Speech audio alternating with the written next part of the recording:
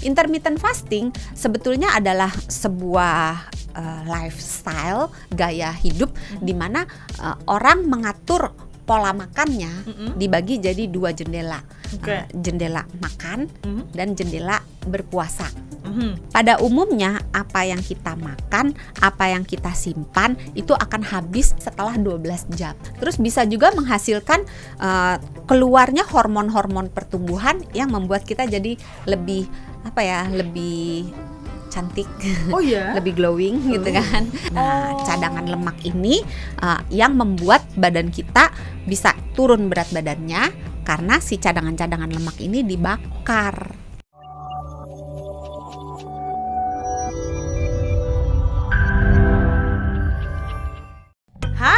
Sahabat Sonora, balik lagi di Kamu Sehat. Tentunya saya bersama dengan Dr. Santi dari Medical Center Kompas Gramedia. Hai Dok San. Hai Sesa, merona sekali. Jelas disapa dulu dong sahabat Sonora. Halo sahabat Sonora dimanapun berada, semoga semuanya sehat dan bahagia selalu. Amin. Doanya dari Dok San selalu baik ya ini ya. Iya dong. Doanya baik, kabarnya juga selalu baik nih biasanya. Iya, soalnya kalau mau bilang langsung ntar banyak yang tersinggung. Kata Dok San kok ngomongnya begitu gitu. Kenapa? Emang lagi pada banyak timbangannya lagi pada ke kanan semua apa gimana? Abis healing, abis sama bebek ayam gitu kan, kuliner sana sini gitu. Biasanya jadi ke kanan. Kalau udah ke kanan biasanya mulai googling gimana caranya biar ke kiri, diet apa yang sehat buat bisa ke kiri. Nah, terus ke kirinya dikit, nggak lama ke kanan lagi banyak. Bener. Kirinya dikit, kanan lagi ya begini biasanya gitu biasanya. Nah makanya akhirnya mulai googling kan, nyari apa ya tipsnya. Yang lagi rame kalau misalnya kita lagi googling, katanya untuk diet yang bagus adalah intermittent fasting. Apa ini Dok? Sebenarnya dijawab dulu. Apa tuh?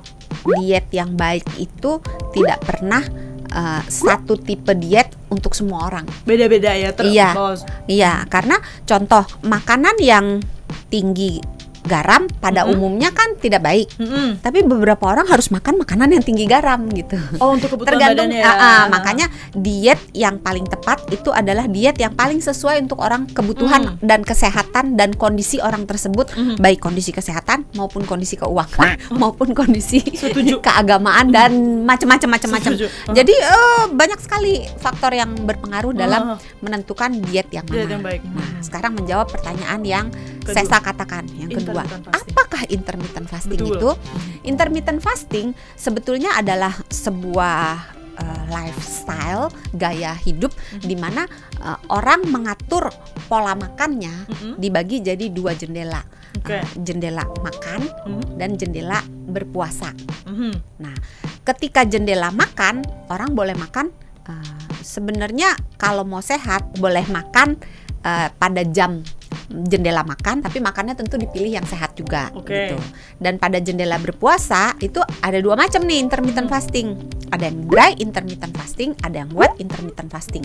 Kalau yang dry intermittent fasting itu menyerupai puasa yang dijalankan umat muslim pada bulan Ramadan. Jadi pada saat berpuasa betul-betul nggak boleh makan, betul-betul nggak boleh minum apapun, gitu ya.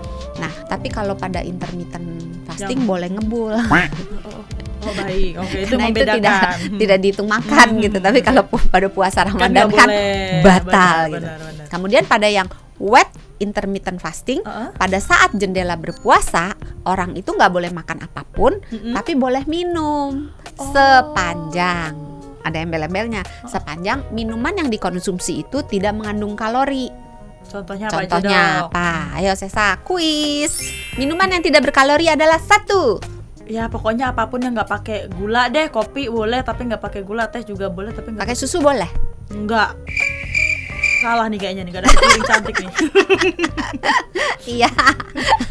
Kalau yang true intermittent fasting tidak boleh pakai apapun. Tapi beberapa aliran boleh asal cuman sedikit doang. Kan diciprat doang gitu. Dok. Ya nggak sampai 1 sendok makan lah, diciprat gitu doang gitu.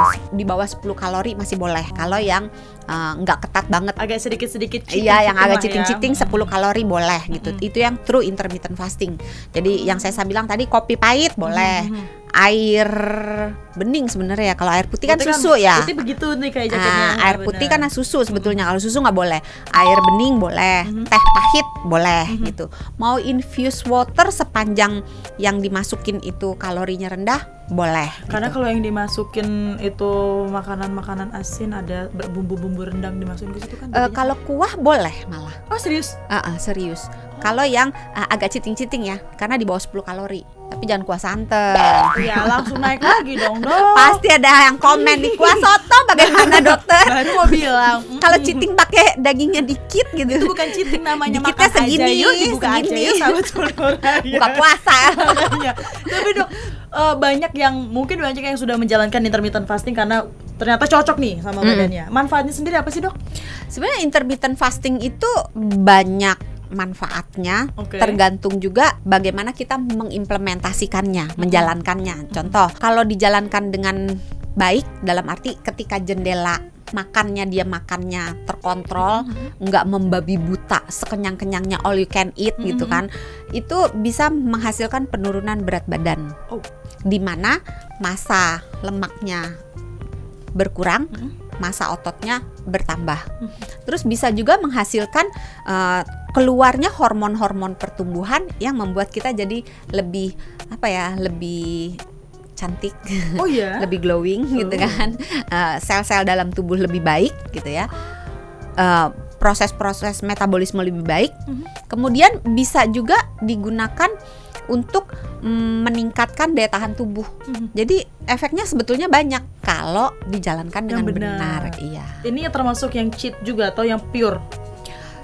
Kalau yang sebenarnya gini, kalau yang dibilang true intermittent fasting itu kan yang benar-benar nol. Ketika dia masa berpuasa benar-benar nggak makan apapun yang berkalori, minum apapun yang berkalori gitu ya. Tapi kalau yang true intermittent fasting yang agak cheating masih boleh 10 kalori. Kayak misalnya susu gitu satu sendok gitu masih boleh gitu. Tapi kalau yang dirty intermittent fasting dibatasin sampai 100 kalori. Jadi ketika masa berpuasa masih boleh makan atau minum sesuatu sepanjang kurang dari 100 kalori. Jadi, tapi kebanyakan orang kenalnya itu adalah yang true intermittent fasting. Iya.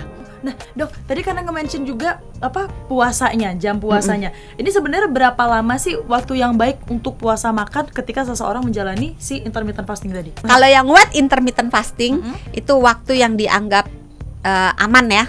Itu 72 jam alias 3 hari. Tapi kalau untuk yang efektif biasanya kita menggunakan patokan minimal 12 jam. Jadi kenapa menggunakan 12 jam sebagai patokan? Karena pada saat intermittent fasting sebetulnya itu kayak misalnya gini, kalau kita makan kan makanan yang kita makan akan diubah menjadi glukosa. Benar. Akan diubah menjadi sumber energi. Nah, beberapa saat sesudah kita makan, tubuh kita akan membakar apa yang kita makan. Betul. Iya kan? Nah, setelah beberapa saat itu berlalu, tubuh kita mulai nabung. Karena kan apa yang kita makan kan nggak langsung digunakan untuk bergerak. Karena kalau nggak ditabung, nggak buru-buru dimasukin, maka gulanya akan banyak di dalam darah. Timbul keadaan yang namanya prediabetes atau diabetes. Jadi gula di dalam darah akan disimpan, digunakan sebagian disimpan di dalam hati. Jadi prosesnya tuh kurang lebih gini, makanan dipecah-pecah, rantainya itu jadi glukosa. Glukosa itu adalah molekul yang paling kecil dari karbohidrat. Nah, dipecah-pecah. Nah, ketika kita selesai makan, glukosanya ini dipakai untuk beraktivitas, untuk berpikir, bergerak dan seterusnya.